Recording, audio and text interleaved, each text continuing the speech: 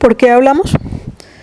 El lenguaje es complejo porque no solo se origina con el individuo, también involucra a uno o más receptores. El uso del lenguaje incluye la producción del habla, el escuchar, el recibir sonidos y luego el darle sentido a todo esto. Por lo tanto, la evolución del lenguaje tiene que haber incluido todos estos sistemas, incluyendo el hecho más importante, que es la comunicación del lenguaje. Pero ¿por qué se comunican los humanos principalmente de esta manera? Algunos creen que el lenguaje es la clave para comprender la naturaleza humana, que la necesidad de comunicar al hablar o por medio del habla es la razón por la que tenemos cerebros grandes. Ya que Kansi el bonobo comprende la sintaxis, el ancestro común de los chimpancés y de los humanos, quien vivió hace 5 millones de años, más o menos 5 millones de años, podría haber tenido el cableado básico para el lenguaje, y cuando los humanos se separaron de este ancestro común, presumiblemente explotaron esta habilidad de base. Las áreas del cerebro que ahorita están dedicadas a la producción de habla y a la comprensión, probablemente fueron pasadas o fueron tomadas de algunos otros sistemas neurales comunicativos y se cambiaron de cierta forma para esta habilidad especial.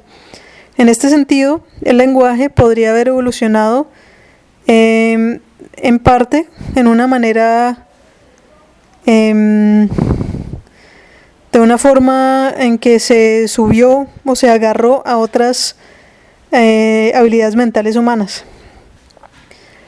Pero ¿por qué este impulso hacia el canal verbal? Una posibilidad es la combinación de nuestros seres sociales y de nuestra cultura material. William Calvin, un neurocientífico, y Derek Bickerson, un lingüista, sostienen que el lenguaje es una manera excelente de refinar las interacciones interpersonales en una sociedad que funciona casi principalmente a través de las relaciones sociales. Junto con el lenguaje, los humanos tienen un sentido muy bueno de quién ha hecho qué a quién y por qué esto funciona. Por qué esto importa. Estas reglas sociales son bastante parecidas a las reglas de la sintaxis, y entonces las estructuras profundas del lenguaje, sugieren Calvin y Bickerson, probablemente han sido seleccionadas como parte de nuestra herencia social. Pero el impulso final para el lenguaje en los humanos, creen ellos, llegó cuando se expandió el tamaño del cerebro, porque debido a las razones tan fuertes para hacer herramientas más herramientas y mejores. Durante millones de años los homínidos usaron herramientas de piedra para despedazar la carne, pero hace cerca de medio millón de años nuestra caja de herramientas se volvió mucho más compleja. Se crearon agujas para coser la ropa, puntas de lanza muy bien hechas y herramientas para raspar muy bien terminadas. Hacer y utilizar herramientas como estas no es una cuestión sencilla. Uno tiene que ser confrontado con un problema e imaginar cómo algo además de las manos, los pies y los dientes podría ayudar con este problema.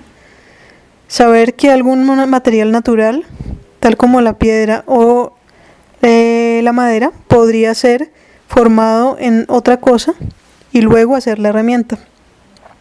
La utilización de herramientas también implica la comunicación entre los individuos y tal vez hasta la comunicación a través de las generaciones.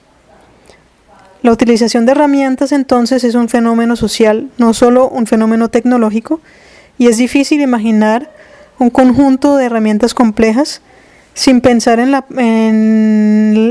el habla como una parte integral de ese fenómeno. Pero el escenario que sugieren Calvin y Bickerson no se sostiene cuando se observa a los cazadores y recolectores de hoy en día, quienes usan el tipo de herramientas que nuestros ancestros podrían haber usado.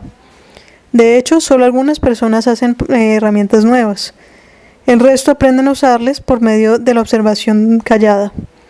En otras palabras, la ingeniería y el diseño de herramientas y la tecnología no es particularmente importante para el lenguaje, pero la situación social en la que son desarrolladas y usadas podrían serlo. Es más probable que el lenguaje se volviera importante debido a su ventaja social. Leslie Aiello y Robin Dunbar, examinando los registros fósiles, compararon el tamaño de grupos de nuestros ancestros con el tamaño de grupos actual de otros primates. Como resultado, han sugerido que en algún momento el hablar tomó el lugar del acicalamiento social. Según su teoría, la selección natural favoreció el impulso a hablar porque el tamaño del grupo se ha vuelto demasiado grande para que el acicalamiento por sí solo funcionara como la ega social, y verbalizar era la única manera en que nuestros ancestros podían mantenerse juntos. El antropólogo Robin Sperling está de acuerdo y afirma que tener la habilidad lingüística es una ventaja en todas las sociedades. El lenguaje puede ser fundamental para obtener una pareja, o puede ser una ayuda a lograr un estatus social alto. En otras palabras, aquellos que hablan mejor pasan más genes a la siguiente generación, y entonces el hablar es favorecido por la selección natural. El lenguaje aquí está en su forma elaborada porque sirve a un propósito social. Estamos hablando de somos una especie que habla porque somos una especie muy interactiva. Como todos los cambios anatómicos, la movida hacia el lenguaje tiene que haber sido relativamente gradual y podría haber pasado a través de varios estadios, como muchos sistemas anatómicos o de comportamiento.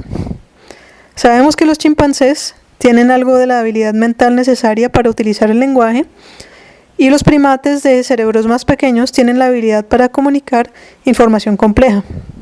Recientemente los científicos también encontraron un homólogo del área de Wernicke en los cerebros de los chimpancés.